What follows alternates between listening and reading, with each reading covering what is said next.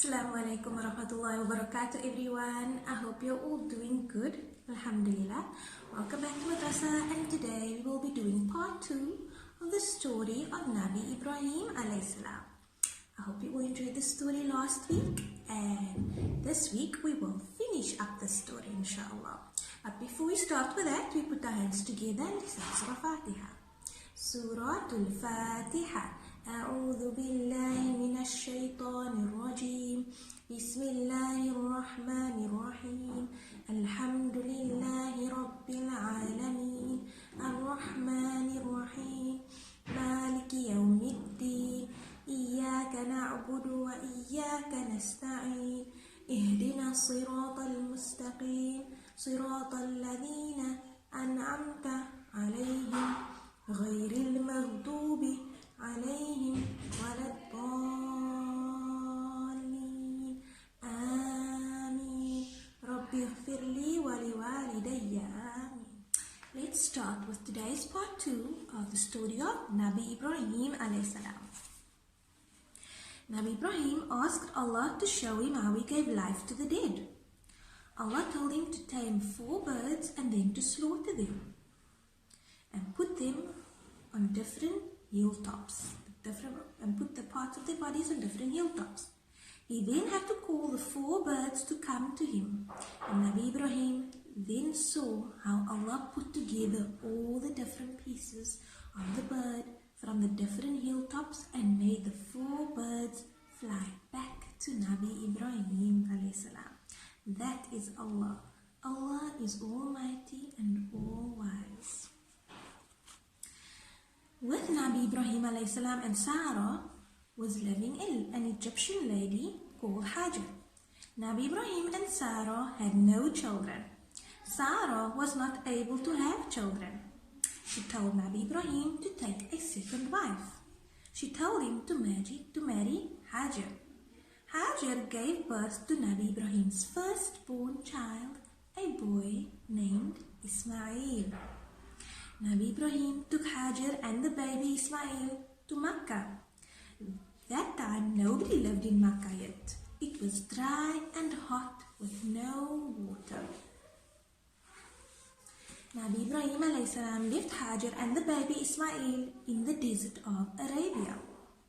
Nabi Ibrahim told Hajar that Allah told him to leave them in this place. Hajar did not complain and understood that Allah will take care of them. Nabi Ibrahim alayhi salam then left, and as he left, he made a dua to Allah to keep them safe.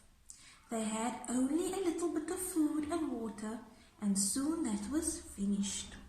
When the water finished and she and the baby was very thirsty, she ran up and down between the 2 hills we today call Safa and Marwa.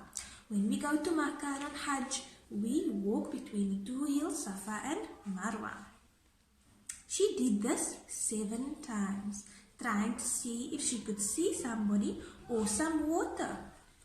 And when Hajar reached Marwa on a 7th run, she heard a sound or a voice calling. She looked and saw an angel digging a hole in the ground with the heel of his foot. As he digged, water started gushing out from the hole he had made, and she rushed to the gushing water and trapped it in a pool with the sand around it. And today we know this water to be the spring of Zamzam. Do we all know Zamzam? I'm sure we all know Zamzam water. We get it in Makkah.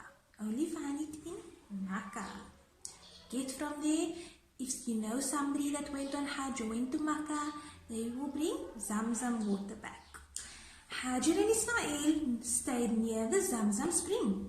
Soon a tribe of Arab people traveling through the land found Hajar and Ismail at the Zamzam spring. They too needed water. Hajar allowed them to have of the water and to live near there. Soon many more Arabs arrived to this place, and a city grew, which we today call Makkah. This is a holy place because this is where Allah's great masjid is, the Kaaba. Nabi Ebrahim alayhi salam would visit Ismail in Makkah Nabi Ibrahim visited Ismail when he was no longer a little baby but could now walk with his father. Allah gave Nabi Ibrahim a dream that he was slaughtering Ismail. He told Ismail about this dream, and Ismail said, "If Allah asked you to slaughter me, then you must do it." Ismail was very small, but Allah guided him from small already. Nabi Ibrahim was about to slaughter his son Ismail when Allah stopped him and told him that his dream has come true. Allah sent a sheep for Nabi Ibrahim to slaughter, and Ismail was not to be slaughtered. And that is why we also slaughter sheep or cattle or camels when it is the day of Eid, the second Eid, Eid al-Adha. Allah was very pleased with Nabi Ibrahim and his very obedient son Ismail. So Allah tested Nabi Ibrahim that time to see if he will obey Allah. And he passed the test. He listened and he was obedient, as well as Ismail. One day when Nabi Ibrahim was at home in the region of Palestine, 3 men came to visit him. They greeted him with salams and he was pleased to have them in his home. He asked his people to roast a calf for the 3 men so they can enjoy a meal with him. The roasted calf was brought to them to eat, but the 3 men did not eat any of the food. Nabi Ibrahim was afraid of them, but they told him to not fear because they were angels bringing a message to him. So Allah sent the angels down to Nabi Ibrahim in the form of a human being like we are, so they looked like people, like us. They were on their way to Nabi Lut, but came to visit Nabi Ibrahim first. The good news they had from Nabi Ibrahim was that he and his wife Sarah will have a son. And Sarah could not believe this because she was already very old. This son would be Nabi Ishaq. And that's the end of the story of Nabi Ibrahim alayhi salam. I hope you all enjoyed it, and stay tuned for more Prophet stories and more learning about Islam. And you must all be safe and keep well. And put your hands together. Bismillahirrahmanirrahim. Wal asr. Innal insana lafi khusr. Illa alladhina amanu wa amilu salihati wa tawasaw bil haqqi wa tawasaw bis sabr. Assalamu alaikum wa rahmatullahi wa barakatuh.